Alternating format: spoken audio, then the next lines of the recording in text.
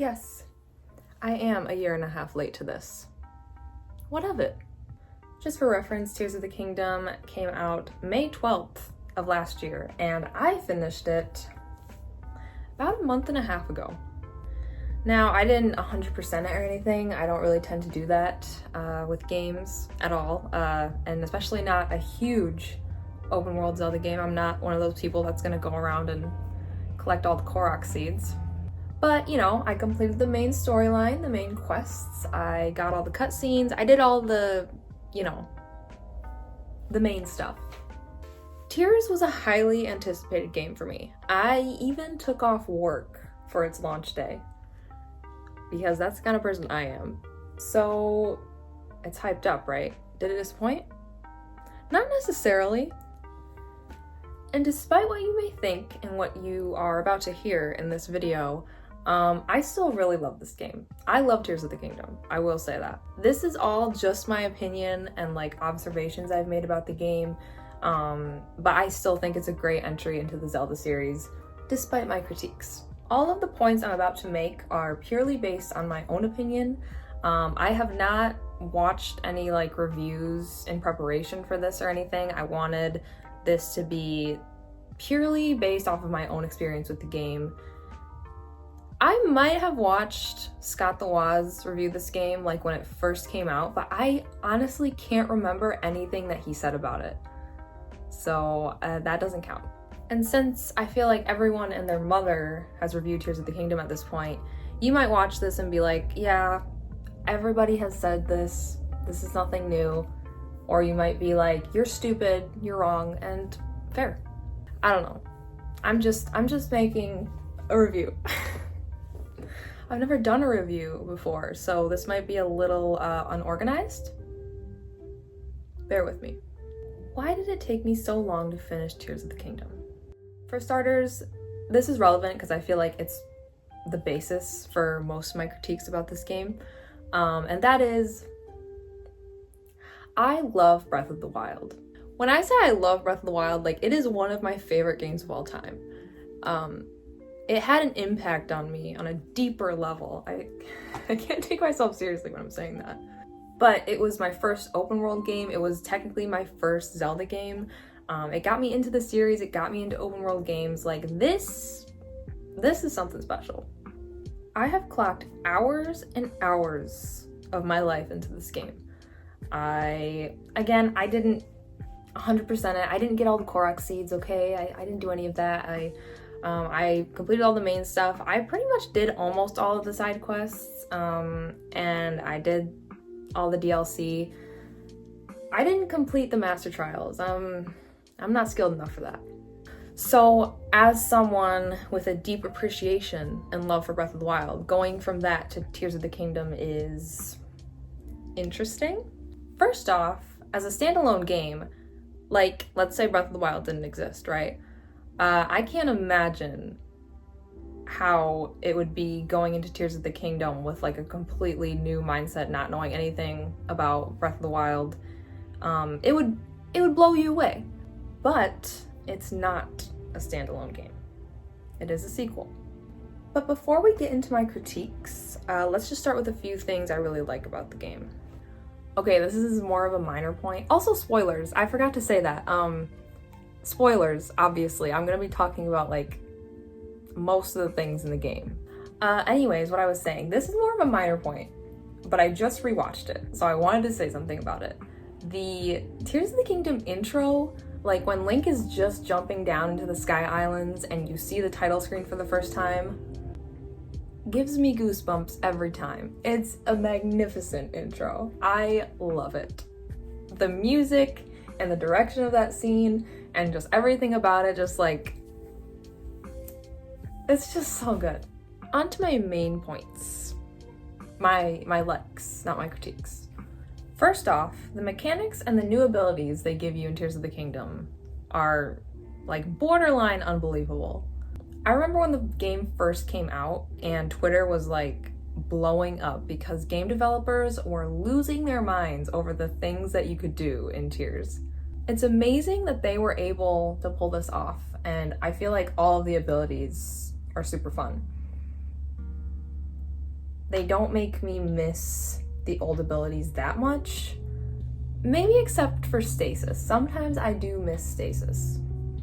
Like, okay, on top of Link already being a character that can jump, run, climb walls, flurry rush, do all this crazy stuff, now he can ascend through ceilings, fuse things together, build vehicles, and rewind things. He can pretty much do anything he wants at this point. Link is invincible. I kid you not, whenever I'm playing another game, sometimes my brain, my dumb little brain, will be like, oh, if I just go over here and I get under this ceiling, I can just go right through. Oh, no, I can't. Like, my brain will literally do that. It'll think the character I'm playing as is Link because he can just do so much. Like, the possibilities are endless. So yeah, the mechanics are pretty impressive. Another thing I love in general is the overall shift in aesthetic from Breath of the Wild to Tears. Just like the white and glowing green and gold accents everywhere in the game, like from the structures to the loading screens. I actually really like the shrines a lot more. I like how they're designed a lot more than in Breath of the Wild. I love the glowing green lights and like the soft white structures, and just like the shrines are basically the same, but it's just like slightly more muted, I guess. As well as how they have designed the sky islands and the puzzles and the different structures and such. It's all like, it's just so clean. I think the new characters have very pretty designs, like Rauru and Sonia. I'm literally trying to think of other characters right now. Are they the only? There's Ganon, but Ganon. I love Zelda's short hair. It's so cute. You can tell a lot of like thought went into the new character designs. They're not just like slapped together. Like Rauru has a very unique design. Like I honestly don't know how they came up with that. Also the music. I know the music in every Zelda game is pretty much fantastic. It's hard to beat. I mean, it's Zelda. But I like how they seem to have bumped it up a notch from Breath of the Wild. Like, I feel like Breath of the Wild had a lot more subtle, quiet music in the background, and Tears of the Kingdom has a little bit more going on. Don't get me wrong, I love the subtlety of Breath of the Wild's music, and I know sometimes it could, you know, get a little crazy. I love the serene, like, Sky Island music. It just makes you feel like you're in this peaceful, ethereal place. Zelda music all the way. It's always brilliant. It's always good. It's always gonna be a good aspect of every Zelda game. It's never up for critique. It's off the table. I liked some of the story in Tears of the Kingdom. This point is going to be in my likes and also my critiques, because it's like it's kind of in both. I have things to say on both ends. But the things that I liked about the story was that it actually surprised me. I was not expecting them to have Zelda turn into a dragon for like 1,000 years. I wasn't expecting it to be like a time manipulation, like, you know, what's it called? A time travel story. And obviously we've seen that in Zelda games before with like Ocarina of Time and Majora's Mask. Like, it's nothing new for the Zelda universe, but it's definitely new for open world Zelda. And I don't know, like, was anybody else just completely surprised by that? I feel like Zelda turning into a dragon and going back in time was like the last thing I expected them to do. So it was just like a nice little twist. I also wasn't expecting Ganon to like use a Zelda doppelganger. She didn't play like a huge part in the story. Like, she showed up every once in a while, unless I'm forgetting something in the end. But I feel like she was just kind of like a creepy little like manipulator. That surprised me too. Anything that like catches me off guard, I'm like, oh, like, good job. So yeah, everything that has to do with like Zelda and her like being back in time, like, I really like that part of the story, and like the form that Ganon takes in the story. I like that part, but I definitely have some critiques about the other parts. So I feel like I'm rushing through my likes so fast, but I feel like I'm just nervous to get to the critiques because, well, I mean, I guess that's the main reason I'm making this video. The last point I have for things I liked, that sounded so mean. I really like this game, but this is my final point in this section. The new places, so basically the depths, the sky islands, and the caves. Out of those three, I really liked the caves in Tears of the Kingdom. I feel like those were the most interesting to explore, at least for me. I always loved like coming across an armor set or like just like these weird little structures that will be underground, or like finding all of the bubble frogs? I don't know how to say that.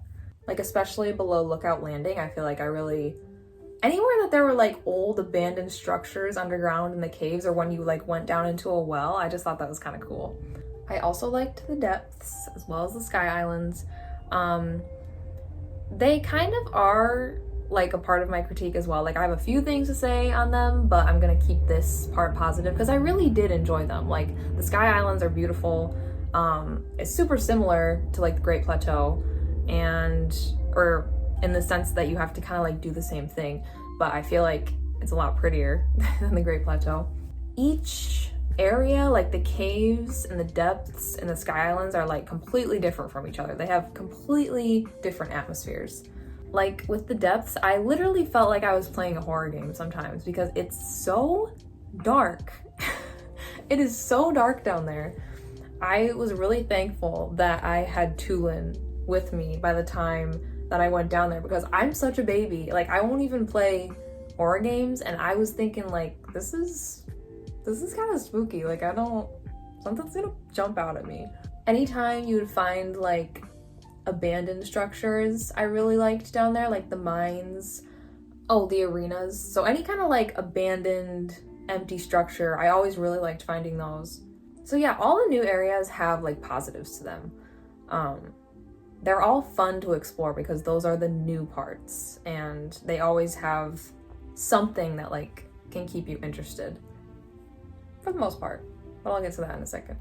I feel like I glossed over the sky islands, but also like trying to get from one sky island to another, and I feel like that was the one where you had to really, for the caves, like you don't really have to think that much because they're easy, they're small areas to maneuver, but for the sky islands, you only have so much stamina. Sometimes things are like placed weirdly, like the sky islands in the Farron region, below Necluda, it's the one with all the like the storms and the rain. The sky islands, I think they're like the Thunderhead Isles. They are arranged in such a way where you have to like use all of your abilities in order to like, they're kind of like steps where you can't just like fly from one to the other. You kind of have to figure out how to get from one to the other and like build contraptions and vehicles and things. So it does make you think outside of the box, and it interacts well with the abilities that you have. Now, let's get into my main critiques of the game. And first off, I want to say that I was never a part of the group that just claimed that Tears of the Kingdom is just glorified Breath of the Wild DLC. I don't personally think that it just is like DLC. I think that it has enough merit to it to qualify as like a whole separate game, a whole sequel. But I can see where the DLC thing came from, because my main gripe with this game, although I don't believe or agree with that, my main gripe with Tears is that it is way too similar to Breath of the Wild. And some people might be arguing like, well, it's a sequel, like some of the things have to be the same, like same characters, same place. And yes, you're right, like sequels are supposed to carry some stuff from the previous game. But I think that you can do it in a way that is, how do I say this? Different than how they did it. So that being said, here are the areas where I think Tears of the Kingdom under-delivers a little bit. The first point I have here is the shrines. Now, I said before that I actually do like the shrines a little bit better in Tears of the Kingdom. While I like them, I don't think they're different enough. Like, sure, they're different in aesthetic, and also the fact that you have new abilities that you get to use within the shrine. So like the puzzles are all different, but the format is pretty much the exact same. In fact, I think that there are more shrines in Tears of the Kingdom, but they all, they work the exact same way.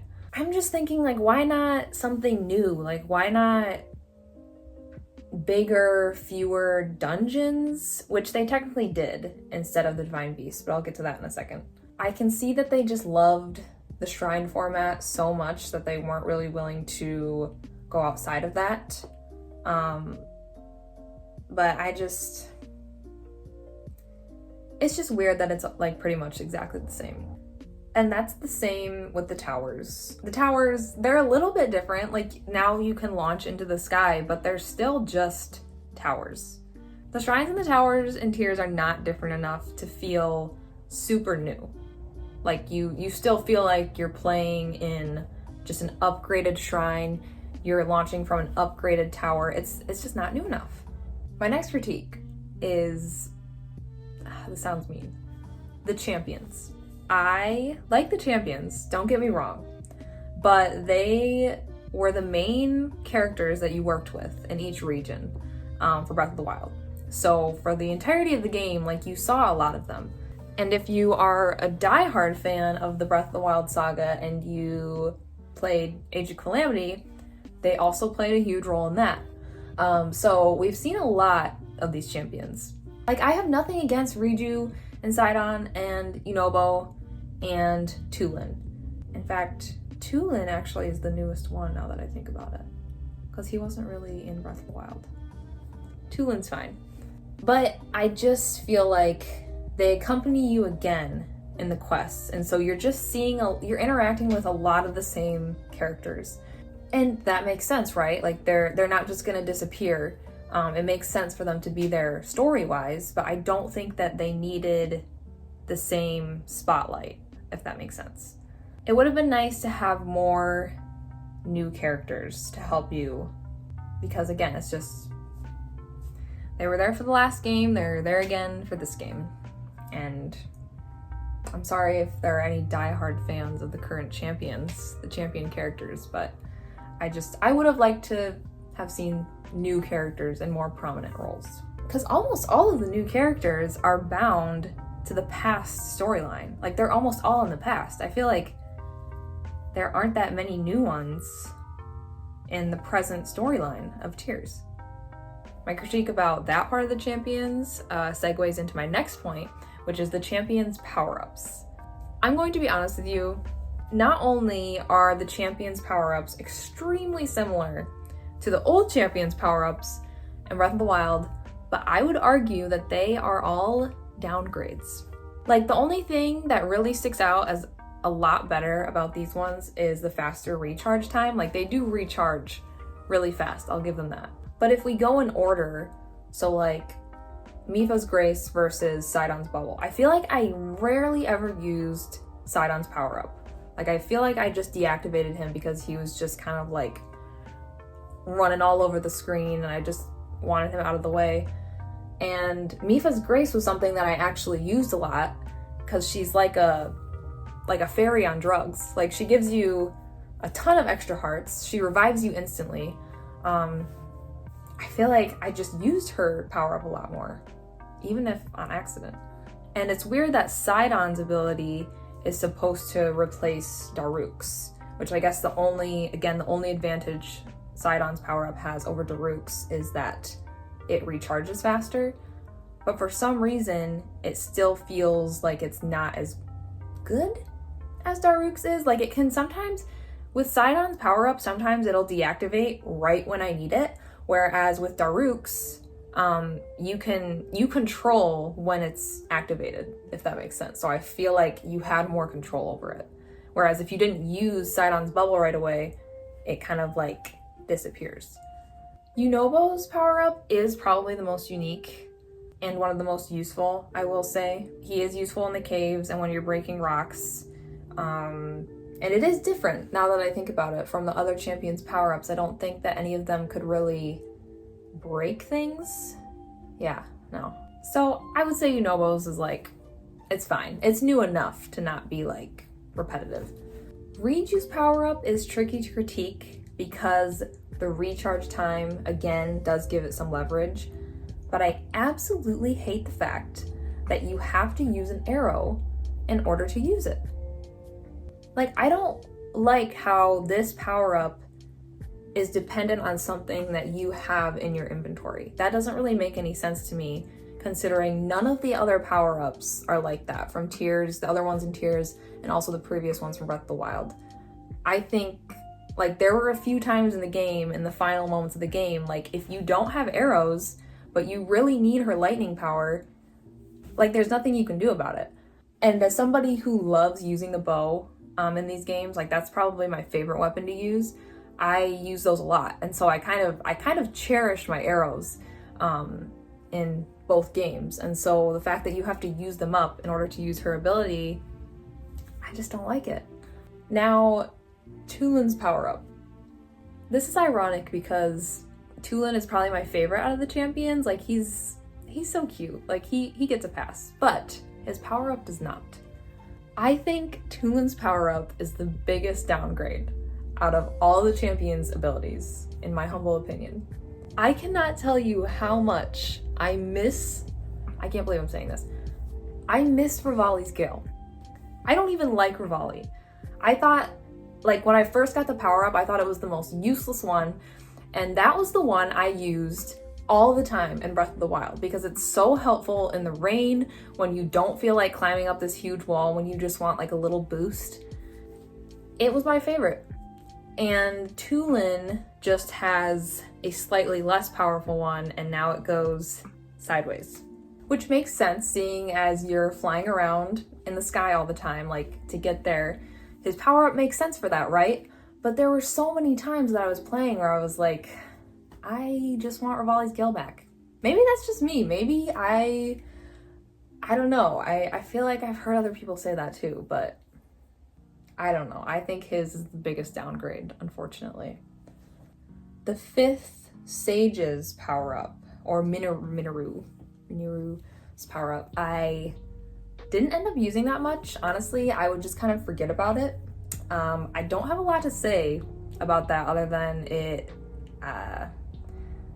it's just not for me. So my last point in the champions power-ups thing is that also having them all activated, like actual avatars that are following you around on the screen, sometimes it's a bit much.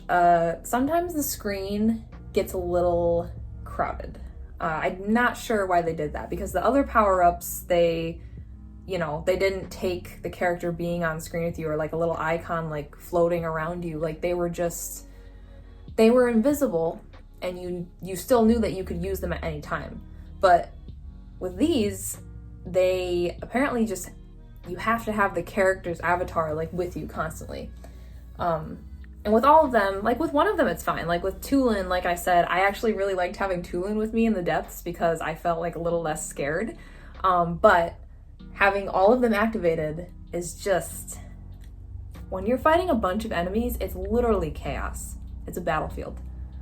I had to change my lighting a little bit because I am losing daylight as we speak. So I'm sorry if the rest of this video looks like crap. On to my next point, the combat. All right, so first off, it's the same. Like, there's nothing new, there's nothing crazy, and I think that that's like the main point that I'm trying to make here is like, I love how the combat works in Breath of the Wild. I always loved just everything about it. Like, one of my favorite things to do was to go around and fight Lynels, and I loved activating the Flurry Rush, and I love using the bow. I think that the combat in these games is amazing. That being said, it's not, like, there's barely anything different about it between the games. Like, besides fusing weapons together, that's really the only thing that is different, I think, unless I'm completely forgetting something. Like, I think Flurry Rushes are the same, Link still fights the same way, weapons still break. Like, I don't think Link has any like fancy new moves, unless I'm being dumb. So really the only thing new about the combat in general, which is not even like the combat specifically, it's just the weapons. The weapons, you can fuse things together. But don't get me started on the fuse item menu for your bow. Like, it's the worst. All right.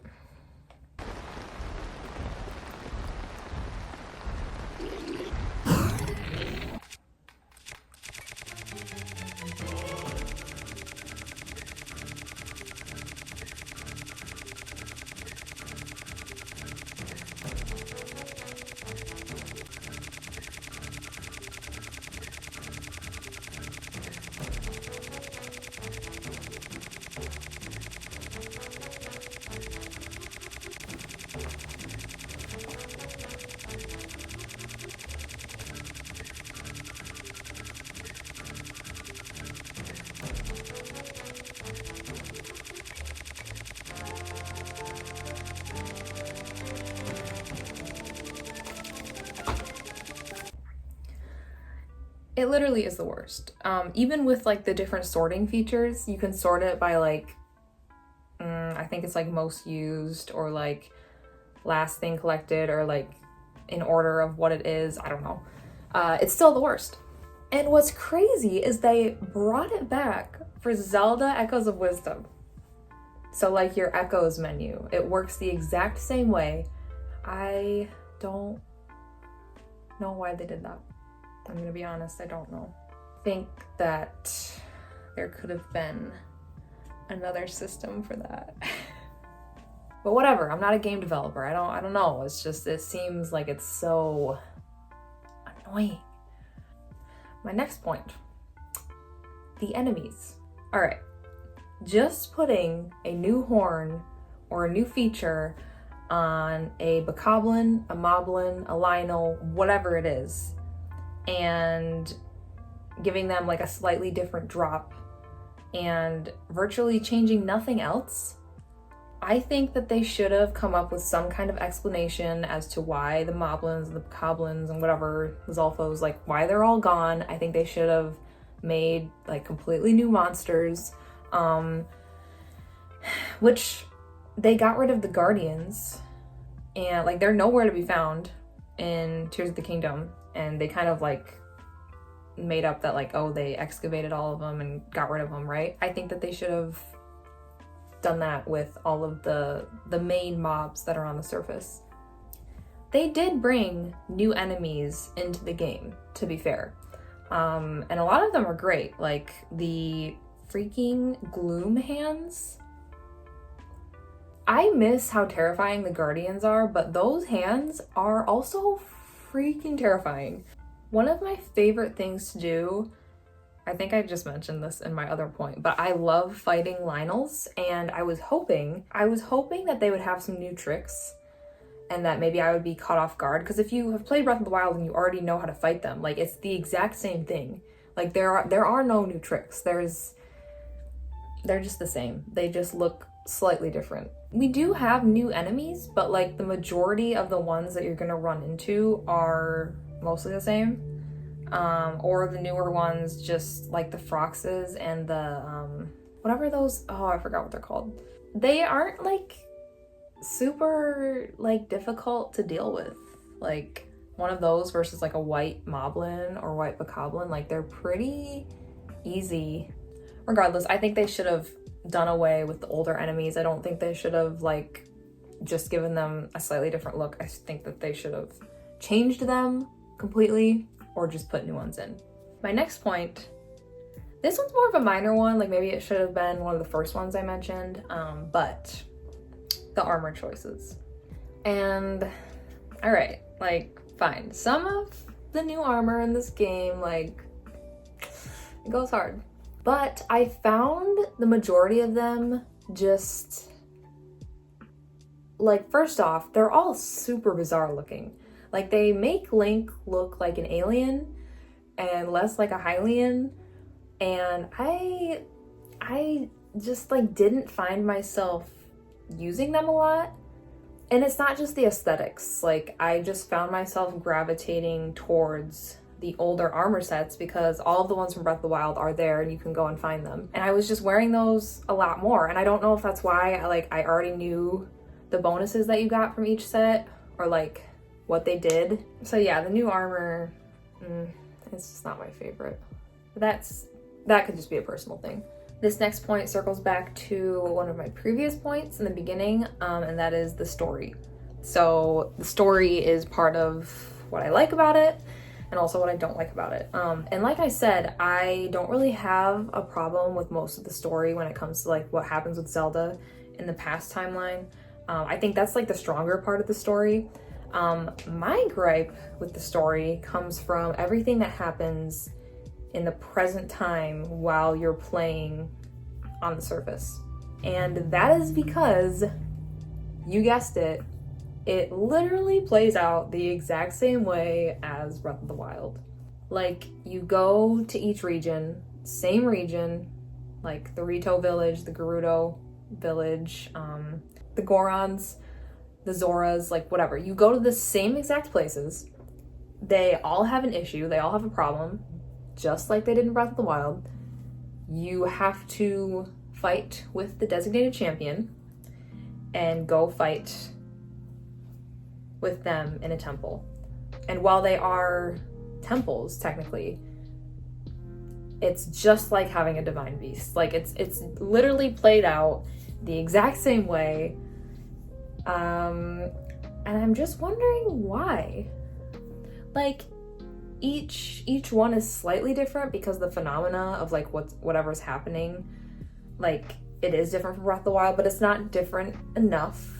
For instance, like the Zora, they have the slime and the goop and the whatever it's called, the issue of the gloom everywhere. And their issue in Breath of the Wild was that it was like constantly raining or something and it was constantly flooding. Like it's just similar little issues like that because of what's happening in the region. I think it would have been cool if we didn't have to go back to the Zora, the Gerudo, any of the 4 main regions and do a main quest there. I think it would have been cool if you can go back and visit them and maybe do smaller quests there, but I think that it would have been better if you veered off and they put the temple somewhere else, or they didn't like, I don't know, it's all a little too similar. I'm so sorry that it's so fuzzy now. It's like getting too dark out. My next point, my next critique is the new areas / the map. And that's, I mean, obviously the surface, besides the caves, it is the exact same as Breath of the Wild. It's not changed substantially. There are a few like minor things that happen to some of the villages, and then there's like, obviously there's the caves. I don't have anything against the caves. I think the caves are really fun. So like the caves are not really part of the critique. But the surface, I don't think it's different enough. I think I didn't explore a lot of the areas because the areas I did explore, I was finding the same exact stuff, or I wasn't finding things that were interesting enough that made me want to explore the surface more because I felt like I had already seen it all in Breath of the Wild. So that's my gripe with the surface and a lot of the enemies being the same. The Sky Islands, I really like the Sky Islands, but they kind of just seem scarce. Like, a lot of them seem a little bit empty, and they're also, like, when you look at the whole map, there aren't a ton of Sky Islands. Like, they're kind of just, like, placed here and there every once in a while, but there's not a ton of them, and I think that was kind of a missed opportunity. As for the depths, I would say they're probably, like, I like the depths. They're definitely spooky, but they're probably my least favorite area. First off, all the enemies down there are just lighted versions of the enemies on the surface. And I think literally the only enemy that's different down there are the Froxes. I think that's literally the only new enemy that's down there besides, like, I know the Yiga clan is around, but they're not new. And so that already makes it less interesting. I know the depths are supposed to be this like dark, dank, lifeless place, right? But I feel like I wasn't rewarded a lot for exploring. The light routes are not explorable. They don't really give you anything. They just light up the area, which is helpful, but it's not like you don't feel the need to like get all of them, I guess, at least for me. I feel like in Breath of the Wild, you were rewarded even with like very small things for exploring, and it never felt so empty to me. The depths just felt dark and empty. And the darkness I'm okay with, but the emptiness, it just made me not want to explore that much. I spent the least amount of time in the depths, and that's not just because I'm a big baby. Also, the Koroks, why are those the exact same? Why do they work in the exact same way as they do in Breath of the Wild? In Tears of the Kingdom, they switched it up so that some of the Koroks that you find, you have to like help them get to one location. They're like, I'm looking for my friend, I have to get to my friend. And so they put a heavy backpack on them, and then if you bring that Korok to the other Korok, which is like usually a little distance away, you get 2 Korok seeds. But that's it. They're not different. They don't look different. They don't give you anything different. Hestu doesn't give you a different prize if you collect all of the Korok seeds. They are literally just the same. I think they hid another 1,000, if not the same ones, all over Tears of the Kingdom. I think they're in different locations though, or at least most of them, but they like still did a ton of them.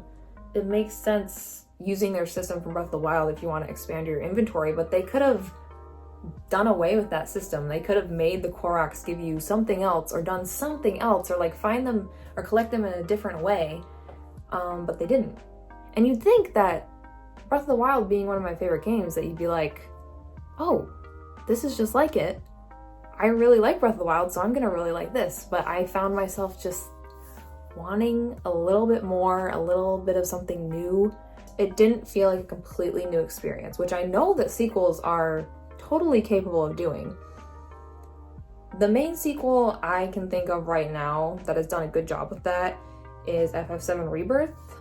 They, you're working with the same characters, but they take those characters out of the first area that you were stuck in the first game.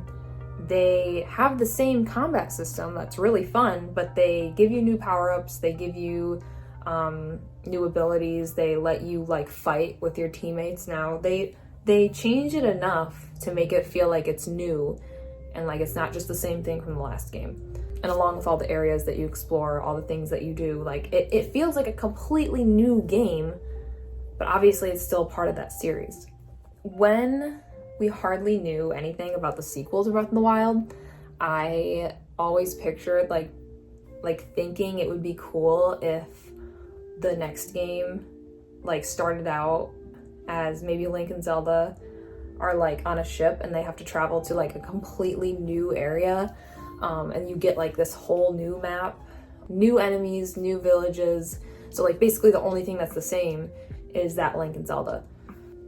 I love the idea of Link, like Dark Link. I feel like he's an outfit in Breath of the Wild and in Tears, but he doesn't really, I feel like he hasn't shown up in any recent Zelda entries as like a real threat or like a real point in the story. And I really like a dark persona or like a dark version of Link that's like, or maybe he like turns into Dark Link and he has to like actively fight that part of himself. I think that would have been cool to see.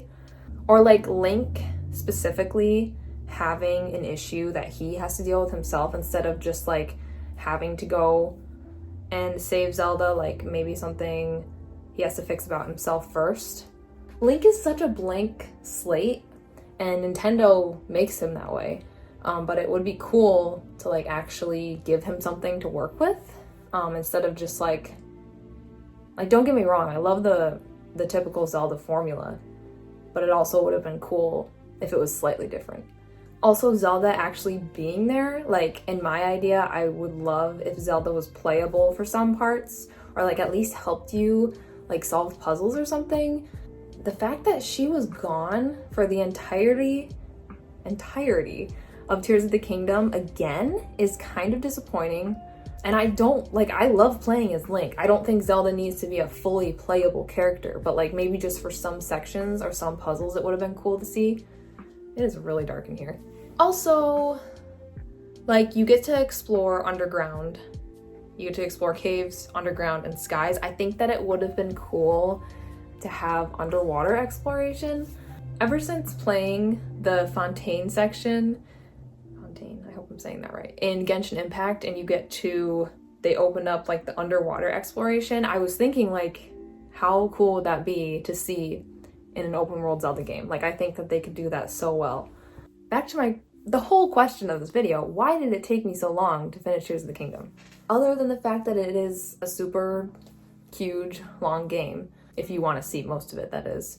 I just think that a lot of it didn't excite me enough. It wasn't different enough from Breath of the Wild to like keep my interest, because Breath of the Wild, I finished super quick. I played through the DLC super quick. Like, it held my attention like the whole time. But for some reason with Tears of the Kingdom, or not for some reason, we just talked about why, but like, it just didn't have that same effect. But let me know what you thought about Tears of the Kingdom. Let me know what you liked about it, what you didn't like. Let me know if you agree, or if you're like, nah, I don't know. I wanted to make this video. I wanted to talk about it because I really do love this game, but I feel like it is healthy to be able to critique something that you love, and also you're able to be honest about its flaws instead of just being like, oh, it's perfect, like I love it, like it doesn't need to change. So yeah, but let me know down in the comments. I would love to know what other people thought, because I've been staying mostly blind to people's critiques of this game. I'm so sorry this video is so dark. Like, I could turn on lights in here, but they're not bright enough. Like, the ones in this room, they're not bright enough, and they're super yellow, so I feel like they would just make it worse. But I promise my next video will not be this dark. If you have any, like, I always ask this at the end of every video, but I always welcome suggestions for what you want to see from me, what topics you want to see. If you want me to do more reviews, let me know. I know this is probably kind of sloppy, and maybe you're like, I don't think you should do any more, but just let me know. But yeah, thanks for watching, and I'll see you in the next one.